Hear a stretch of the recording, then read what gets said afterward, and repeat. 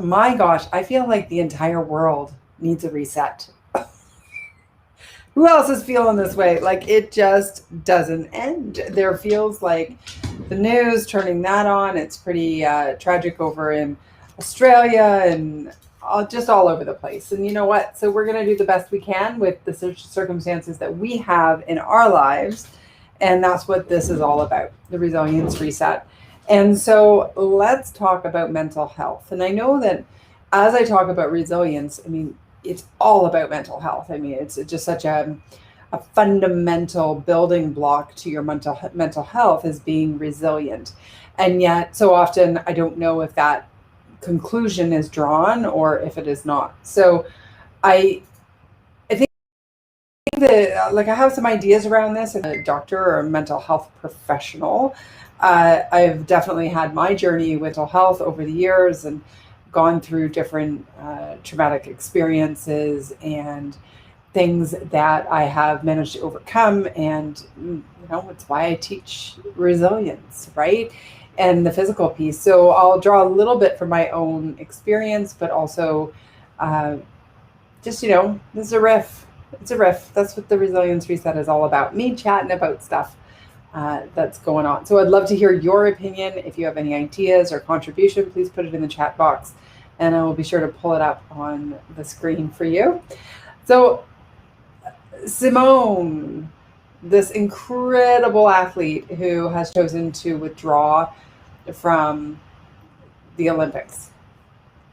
And I guess at first everybody was like, yeah, of course, that makes sense, like way to go. And then there was a lot of backlash. And I just I I think the lesson from her is very much, you know what, we need to stand like I think it's gonna shine a light on the importance of mental health and removing the stigma around it and putting your uh, sword in the sand, or I don't know, whatever that saying is, right? To say like this is true. I think is going to have such a long term impact on society's acceptance of how the importance of your mental health and how critical it can be. I think it's going to have a long term impact. I mean, I'm putting a lot of pressure on this one situation, but it's opened up a conversation. And I think it could even influence the conversation in corporate, where we're seeing this mass exodus where people want to quit their jobs or have already quit their jobs, companies having trouble getting qualified staff to come in and to work for them, and they're saying like it's just not worth the hassle. It's too negative environment. It's toxic. It's too hard. I prefer not to be there. I think this could be a wake up call that when like the greatest of all time gymnast is saying, you know what, I can't take the bullying, I can't take the pressure, I can't take the spotlight, I can't take this toxic environment, and then steps away from a dream that, I mean, probably all of us are looking at him and going, oh my gosh, like, how could you do that? But, right, like, I mean, and I totally support her and her decision. I don't mean, how could you do it from that perspective? I mean, like, God, it's got to be pretty bad for you, the greatest of all time gymnast, to give into the pressure and to say, you know what, I can't do it. I got to walk away. And I agree with her. It's a sign of strength. It's a sign of somebody who's confident and knows that she's not done in this sport. It's also the sign of somebody who has had incredible accomplishments, where they, like, maybe if she was like hadn't already won so much, maybe she wouldn't be as easy to walk away. I don't think it's easy at all. So I want to watch my language. But do you know what I'm saying? I think that this could be an eye opener for people on the stigma release. It could be the eye opener for how incredibly important pressure and toxic environments and bullying and all those things that we know are bad for us, but how in a corporate environment, you got to get your shit together. Like, in a world environment, we have to get our shit together, right? But in any environment, leaders need to step up and take not just like band-aid, oh, we're all going to be happy today kind of steps, but like when it comes to if somebody's bullying, like, believe it when people are telling you people are bullying. So often I hear stories and, all this toxicity, and there's one person in the middle of it. And it's like the person who has the ability to fire that person or to talk with them and have them, put them on warning to change their behavior is like, oh, no, no, no, it's fine. They just choose not to see it because that person is a high performer. And yet you're screwing up the performance level for everybody else on the team because you've got this one toxic person in there who's getting their jollies by bullying a whole bunch of other people. Like, that's not right. And we as individuals, we as leaders, need to step up and not allow that to be okay anymore. And I think little Miss Goat, greatest of all time, gymnast, is going to be the person who's going to take that conversation to the next level. Because often we hear about the mental health struggles of Olympians and elite athletes well after the fact.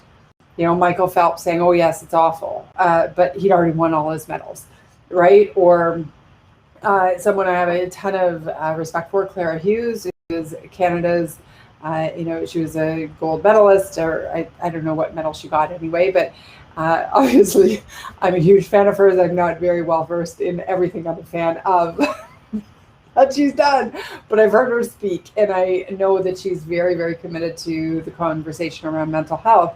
But even then, we're seeing it after the fact. And I think with Simone showing up in the fact, in the middle of it, and saying, enough, I'm done, when she's at the games and choosing not to go to the next level, is so mind-blowingly strong and sends such a strong message that I don't think we can come back from that.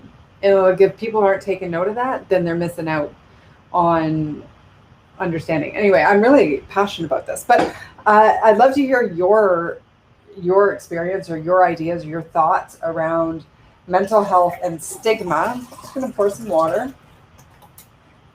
My jug, my daily jug, as we all know. I've been following along on the resilience resets in a really long time. So I think when it comes to resilience, one of the things is knowing when it's the right time to walk away. And, will she regret? We don't know. We don't know. Clara Hughes is a great speaker. Yes, I've heard her speak a couple times.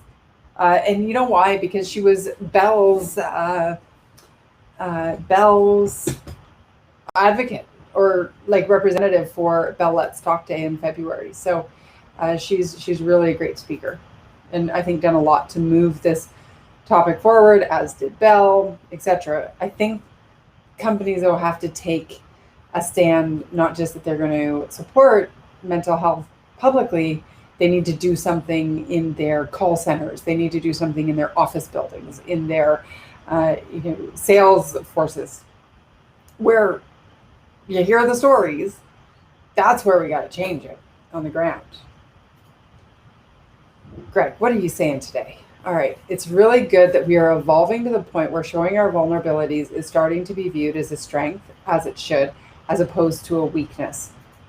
100%. And you know who I give credit to that for? I give 100% credit that the movement towards vulnerability is happening. I know you're going to know who I'm talking about. Brene Brown. If it were not, here's a big statement. If it were not for Brene Brown doing her viral TED Talk on vulnerability many years ago, I do not believe we would be as far ahead in the vulnerability conversation as we are in society. There are so few times or thought leaders, or whatever we call people like me, right, who come up with ideas and then share it with others. There's so few times that something can be so pivotal that it will shift how society shows up and how they act. And I think Brene was one of those rare moments that literally was that put us on this trajectory where it's okay to talk about all of this. And I think what she did was she put a name to it. She called it out on its head, whereas I think for a long time people were trying to talk about the vulnerable issues in a roundabout way, where she's like, look, you've got to be vulnerable and it's a strength. So Yay, Brene Brown. All right. So let's talk about this, because now, none of us have the pressure of an Olympic athlete. I mean, I don't think I have any Olympians who are over at the games taking the time out going, I'm over in Tokyo. I think I need a resilience reset. I'm going to go listen to Allison. I'm going to assume it's just we're all just the people who are showing up to our jobs, doing the best we can each and every day, and being perhaps still on lockdown or being into the next phase of lockdown, whatever, or wondering if another lockdown is coming. And we have to manage our own mental health each and every day. And that's what I want to talk about. Now, first thing when I say this, I think it's only right that for me to talk about this, I don't want to ever have you think that I am making it dismissing the severity of mental health, or that I'm someone who doesn't get how all-encompassing and how powerful it is when you have a chemical imbalance that is causing you and you just can't get out. And so, because I've been there, right? And even so, I still think there are things we can do to mitigate the intensity of our mental health when we're on a downward spiral. Okay, I think there are different pieces of the puzzle that we can contribute, and you need to go to a doctor if you have legitimately a chemical imbalance that needs some medical attention that causes depression. Okay, awesome. I can't help you with that. That's not my expertise. What can we do in that reality to give you enough hope and enough juju so that you can go about your day and actually enjoy it? Because my experience with feeling depressed, or I don't know how much of my story I should tell. I don't think that much is necessary. That's what I'm going to say. But speaking from experience,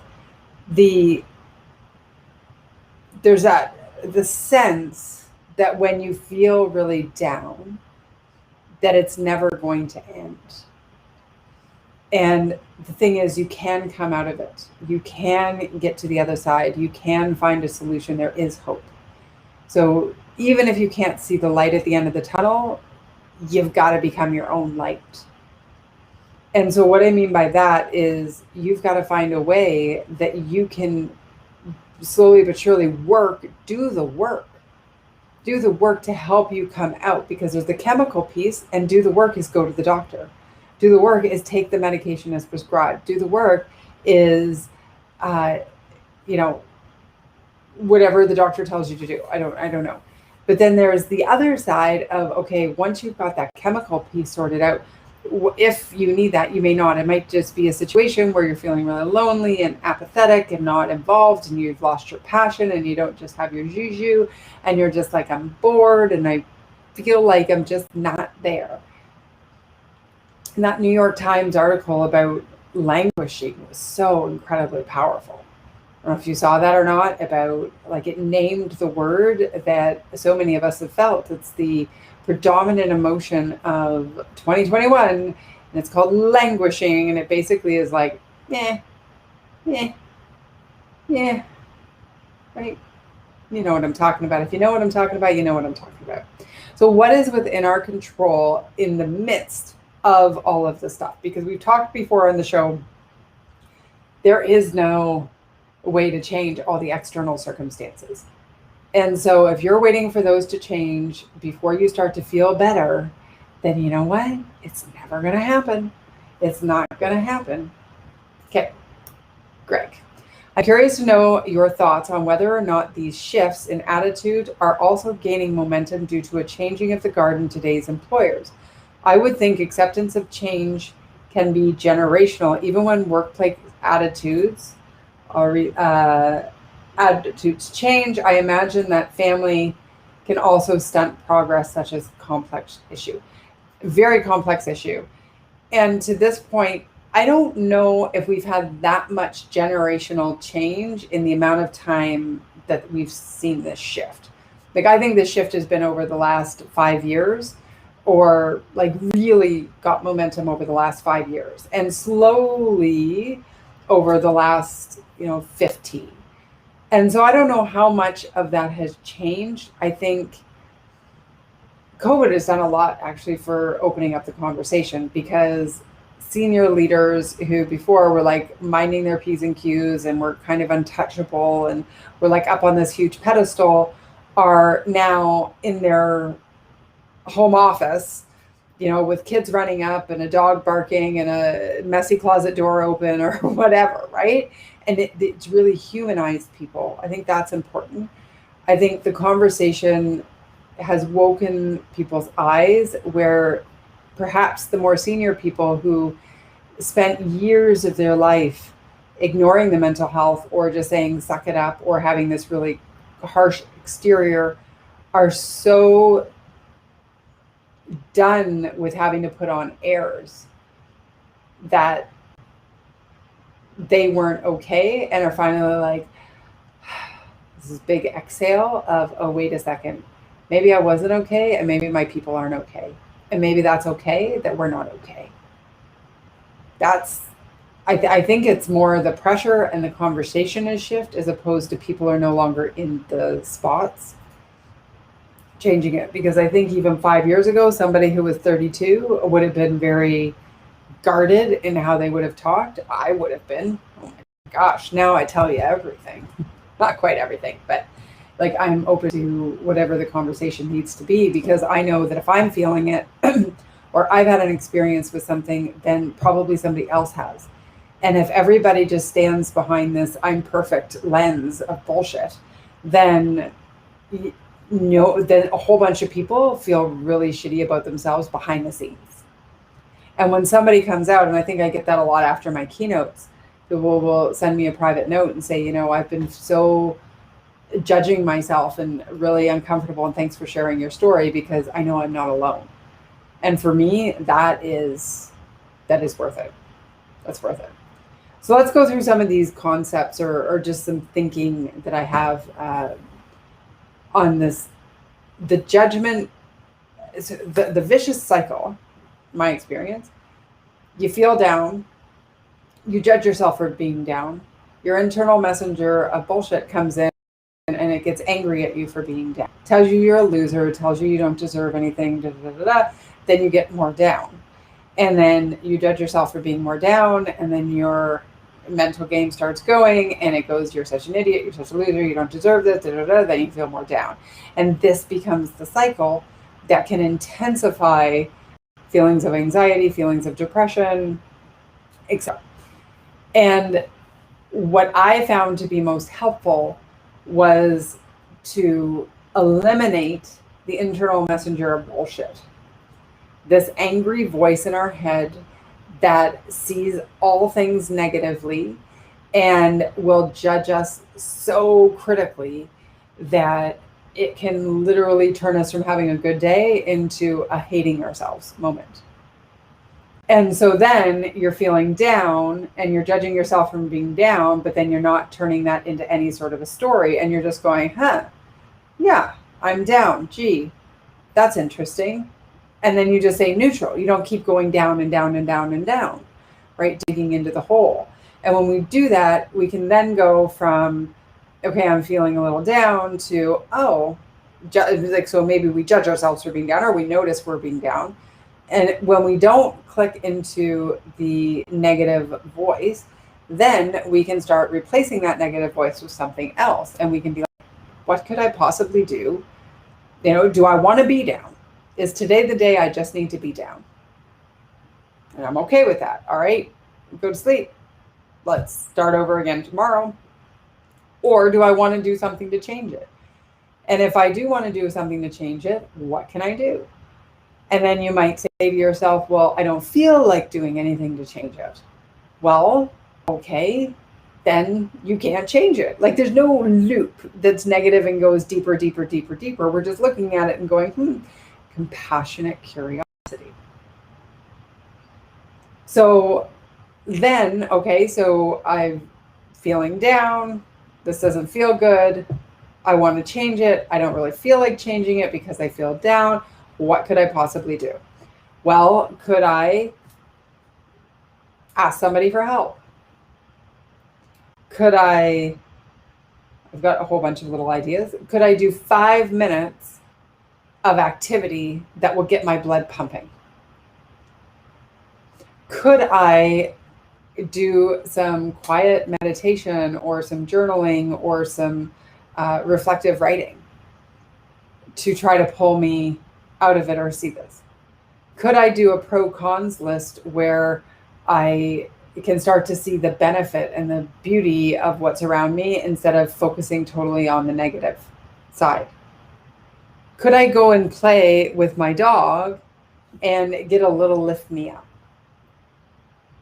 Or could I go out in nature and look up at a tree and just be mesmerized by the fact that you've grown that big since I was a kid, looking out my front window? All of those things are available to us.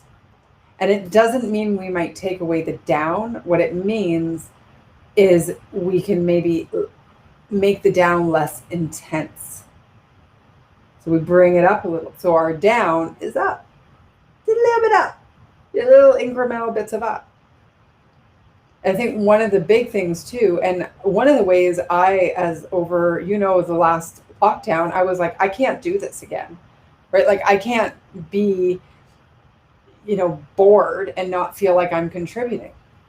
Because one of the ways I contribute is speaking at conferences and whatnot. And I don't speak every day to clients. By golly, I would love to. So if you know anybody who's looking to hire somebody to help with their professional development or is planning a conference, here's your girl. I'll be your speaker. We'll motivate those troops. Give them some tactics, little techniques. But here's the thing. I recognize that. So feeling down, judgment, don't have that anymore because I've worked that out of myself. I'm like, okay, I got to do something. I don't want to be down. So I've got to do something to help feed my soul. And so I did a lot of self-awareness digging and situational awareness. And situational awareness is basically, I feel completely isolated. I'm not connecting with people. I'm not having to think. I don't have a reason to do this kind of thing where like this for me is really energizing, right? Like, so before I do this, I'm exhausted generally in the afternoon because I get up quite early. And I generally have a bit of a break. And then after this, I'm ready to go again because it fills me up. So if I didn't have this, I would probably end up not doing or not feeling good for the rest of the day. I'd sort of do my first wave of energy and then I'd be down. So if we can eliminate the judgment and the internal messenger of bullshit that is just this negative, judgy person inside that like, it's the internal punches that, just intensify all the external punches. If we can get rid of that, then we can start looking at how do I mitigate the depression or the feeling down or the feeling lonely and pulling it up. I hope you get how powerful that can be. Because maybe on the upswing is, what's my nutrition? Can I eat one thing today that's better for me than, adding into the other stuff I'm eating? Is there, could I reach out to somebody and feel connected, even though I can't really be connected with people if I'm isolated, right? So can you go for a walk outdoors? Could you meet up with somebody for a drink? Could you get on the phone? Could you get on FaceTime? Could you get on Zoom? Like, what could you do? Who could you reach out to? And often, if you're feeling isolated, your friends who aren't seeing you either are probably feeling it a little bit too. So why not go get connected with them?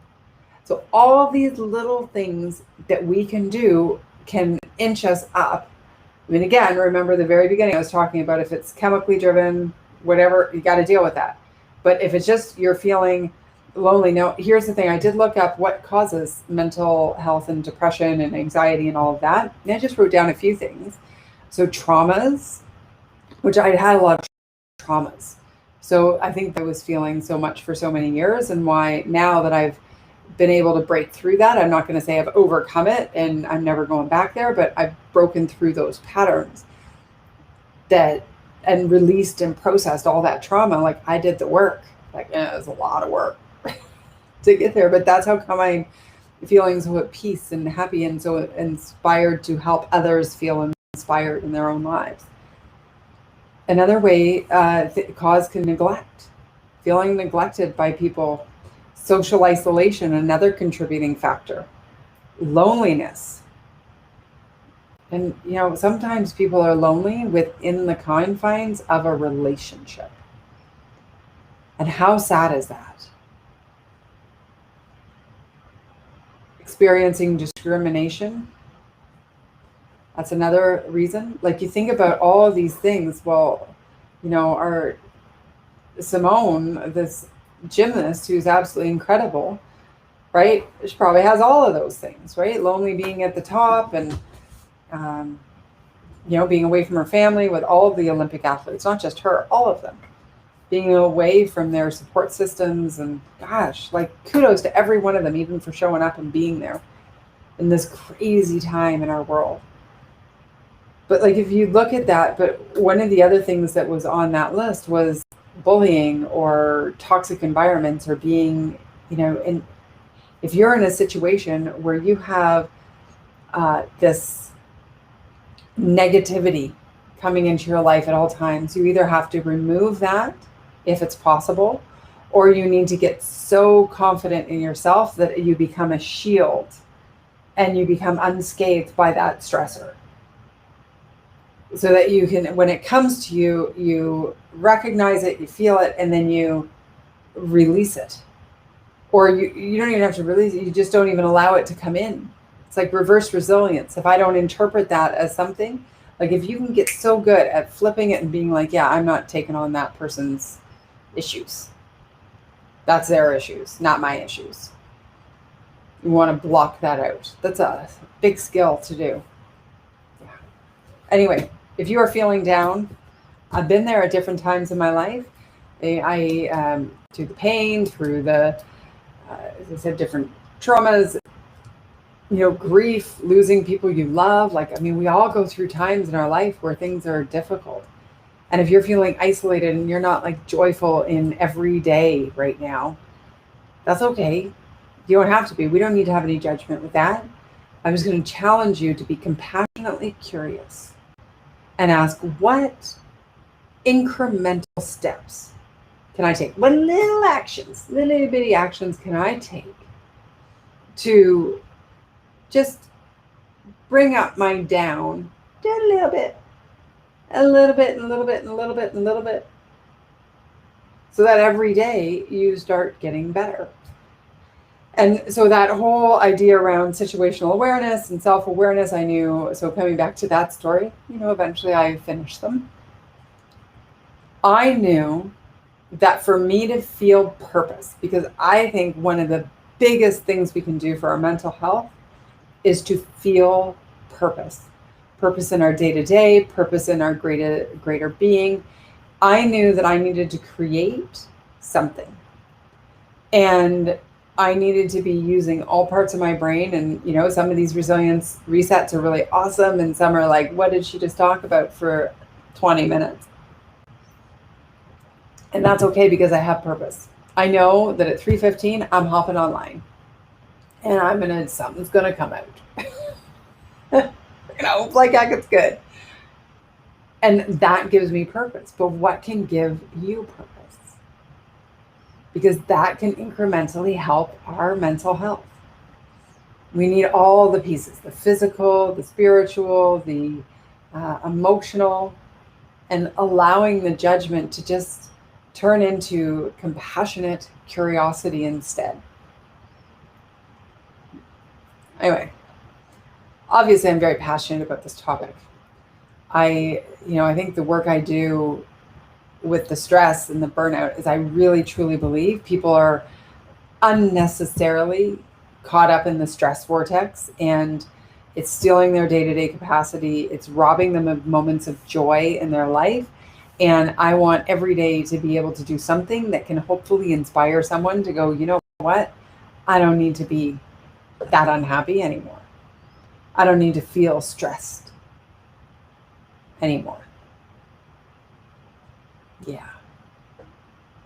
Anyway, we got a little off track on the Simone Biles, but I think that what she's done for us open the conversation to the next level, and I hope inspire leaders to take notice that if there's a toxic environment around your best people, even your best people are at risk for not performing, because nobody needs to put up with that, and mental health trumps it all. So this has been the Resilience Reset for today. Thank you for being here. And I will sign off by saying that I hope that you can stress less, do more, and be happier. Thanks for being here.